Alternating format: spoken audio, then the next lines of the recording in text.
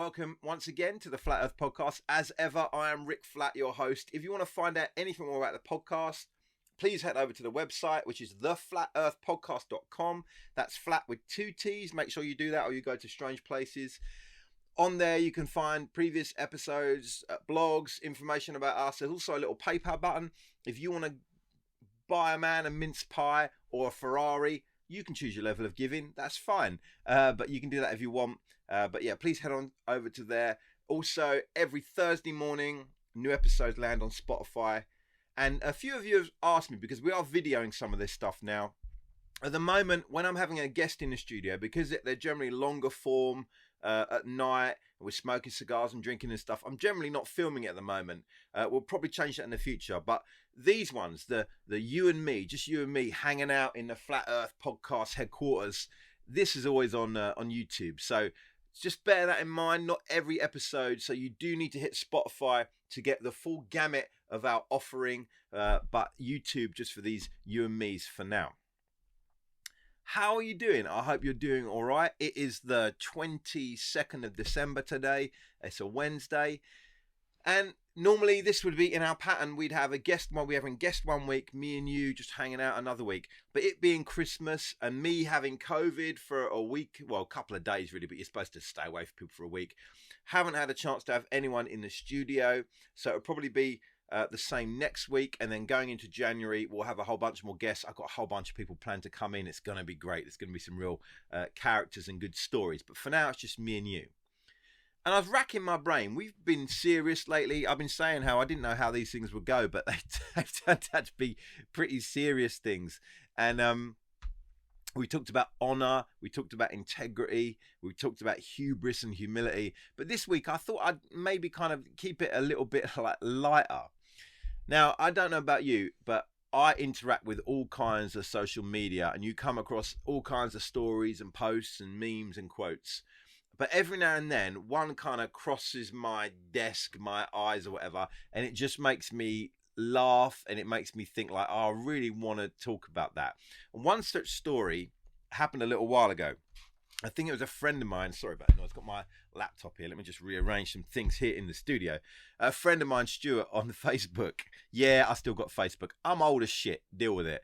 And he posted a kind of article, not an article, a post on eBay of someone trying to sell a half-finished motorhome. And it was so hilarious. I remember I read through it. I thought, why is he posting this? Is he trying to sell it? And he wasn't. I guess he just come across this. At least I don't think it was. You have to let me know, Stu, if you hear this. But it was a hilarious advert. Now, I will cut in. If you're getting just the audio of this, you won't see this. But if you're watching the video, I will cut in now images of what was being sold. So it was a Bedford CF motorhome. They wanted 1,640 quid for it, which is, if you're not in England, that's not a lot of money at all. But to simply start with the title, it says Bedford CF motorhome, and then in brackets it's got a reminder of some terrible life choices. And the moment I read that, I was like, okay, this isn't someone just trying to sell something. This is comedy gold. So forgive me as I read. Like I say, I'll scroll a few images of what the guy was trying to sell, but really what I'm interested in talking about is the kind of blurb attached to this eBay sale. This thing he's trying to sell. Okay, so here I'll just read it and then we'll comment as we go. Well, where do I start with this? Up for sale is my 1984 Bedford camper van, a perfect restoration candidate for another coerced partner or sadist. So straight away, you know, like something's gone down here. This guy is like, it's a weird sale going on. Now, the next line is just pure gold. I never wanted a camper van. My now ex-girlfriend did. So we compromised and purchased a camper without ever laying eyes on it first, I might add. It was intended to be a joint project, which in reality turned into her standing around half of the day complaining about what a shed we'd bought. and the remainder of the time on my back about how long it was taking to transform it into her perfect, tranquil cabin on wheels. Yikes. Fast forward a few months, and she decided to up and leave, probably for a man with a much more impressive motorhome than mine. Sorry. So fast forward a few months, she decided to up and leave, probably for a man with a much more impressive motorhome than mine, leaving only behind this sad slab of misery on wheels. Apart from being an eyesore and driving down local property prices, it serves as a personal reminder that the last few years of my life have truly and utterly been a waste. As you can probably tell by this point, I'm eager to get this thing off of my drive and draw a line under this turbulent chapter. So without further ado, here's a little bit more about the van. What I love about this, I love the honesty of this guy. Like, he could have just tried to sales pitch this, right? He could have just been, oh, here is my 1984 camper van I'm trying to sell. It's a beautiful project. You know, I need a little bit of attention, a little bit of an investment for someone with a bit of knowledge and a bit of inspiration, and this will be up and running in no time. But no, he's so pissed at this point in his life, this guy, that he's decided, I'm just going all out honest. I'm going to say exactly how I feel. I'm going to tell you, man, this comes from a broken relationship with a crazy woman. Okay, who had this picture of this ideal motorhome, but it never quite delivered, so off skis she went. I just love this guy's honesty. I love it. You know, just like straight up honesty. And I love this. Whenever a situation is you cut across something in life, and a normal situation that takes a certain level of conversation, whenever anyone like sneaks on past that, whenever anyone just bum rushes you with the truth. You ever had this? You've asked someone how they're doing or what they think, and they actually tell you, and you're surprised because you're like, oh wow, they're telling me, and you can hardly listen to them because you're not only are they replying, but you're sitting there going, you're not supposed to be replying to this. You're not supposed to be disclosing this information. It's a weird moment. It kind of knocks you back. You're like, I asked, but I didn't mean asked. I meant the polite, how are you doing? To which everyone's supposed to go, yeah, I'm good, thanks. I'm all right. Not actually tell you. This is the guy who would actually tell you. So he says, without further ado, here's a little bit more about the van. Firstly, the good. It's rock solid underneath. The wooden frame of the living area has been totally rebuilt as it had signs of rot from previous leaking. It's been sealed. It doesn't leak anymore. It's been fully insulated with moisture barrier. The brakes worked well. I can't vouch for this now, but I can't see any reason why they wouldn't. It comes with everything you need to make your own perfect, tranquil cabin on wheels. Ugh, he says in brackets, that description will haunt me eternally. This includes loads of wiring tackle, a 240-volt hookup, battery charger, circuit boards, blah, blah. He goes on to list a whole bunch of stuff that I guess people in the know about these things. He says, all in all, it has everything you need. Everything you need to complete this van project is there. Then he says, the bad. It is unfinished. There's some bubbling to one of the wings. I can't remember which side. It's too cold to go out and look, so I can't tell you. It doesn't run anymore. I stole the coil and leads to fix something else that I actually cared about. Replace these, and I see no reason why it wouldn't fire straight back up. It needs body work. It needs paint. It's previously been painted with a brush. It has an incomplete repair on the rear, but believe me, the brush painting is probably the least of your concerns. I love this point. It is profoundly ugly. And final point, he didn't need to put this, but listen, it taunts me daily of my past failures and lost love. Final category, so we've done the good, the bad, the ugly. He just says, see above. Now, this last section is the pure gold bit. I love this. He says, if you've made it this far, you're probably mentally unwell or still being forced into making the perfect love den for those romantic weekends away. Either way, I applaud your dedication.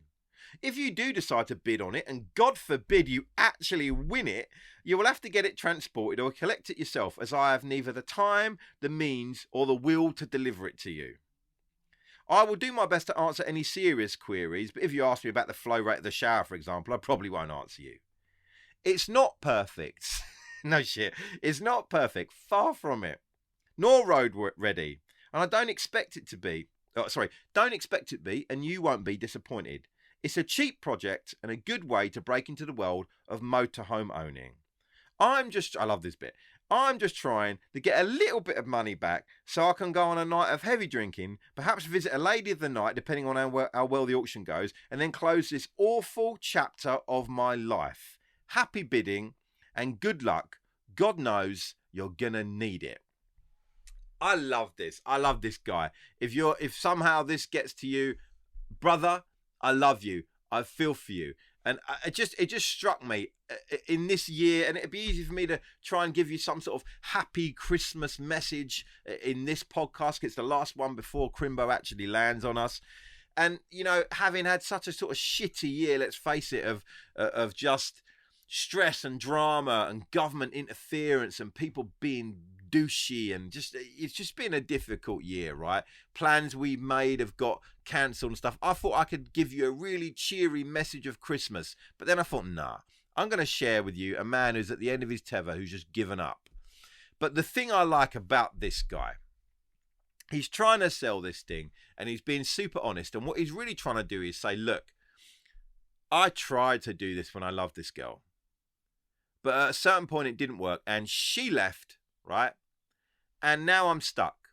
But I'm not going to dwell on it. I'm not going to just, you know, sit in the corner and adopt the fetal position and cry. I'm going to get rid of it. I'm going to cut off my baggage. I'm going to just try and cast it out in the water and get rid of it. Try and make a little bit of money and move on. And I want to say to you, 2021, if it sucked for you, 2020, if it sucked for you, don't just sit there. Don't assume the fetal position. Don't just sit and dwell on what could have been and what didn't happen. Just cast it off. Just go, it's done. I'm done with it. Onward. Onward. That's it. When I was a church pastor, there were 2 times of year that I really enjoyed. I enjoyed September and I enjoyed January, because September in England is the, you know, I guess everywhere, but in England it's the beginning of the school year, beginning of the new academic year. It's where lots of things start up, people start new jobs and all sorts. And then January is a time of year where after Christmas, you know, we leave one calendar year and we enter another, and we're so kind of inspired and up for like change. I used to love speaking at church, giving messages and just saying, come on, what do you want to change? What do you want to leave behind? Because now's the moment. Everyone's at it. That there's never a moment more perfectly suited to changing and adopting some new practices than right now. And I want to say, here we are on like the 22nd of December. Look, whatever's happened has happened, right, in this year. But be like this guy. Be like this guy. Don't just bury it. Admit what's gone on. Admit what sucked. And try and just move on. If you go into this next year carrying all the anger and baggage of this year, even though there's loads of stuff still not fixed and done, and we're still going to be entering into a whole bunch of bullshit next year, I understand this. But if you go into it stressed and hung up and bitter and stuff, you're not helping yourself. You're not going to be able to help others. It's not going to be a good scene. So I don't know, guys. I just wanted to throw something up, and I wanted to say, like, be like this guy, man. Just admit it. He's like, my relationship sucked. I just want to cut it off. Do that. What has happened this year outside of all the stuff the media's been telling us? Maybe you've had some like personal stuff go wrong this year. Maybe you've had a lot of stuff go right. I do hope so, but maybe you've had some personal stuff go wrong. Don't just sit and dwell on it. Learn your lessons, fix your feet in position, and step forward into the next thing. Make sure as best you can you take time to relax and to celebrate, see your family, see your friends, eat your favorite food, drink your favorite drink, watch your favorite films, read your favorite books, listen to your favorite music. Don't dwell.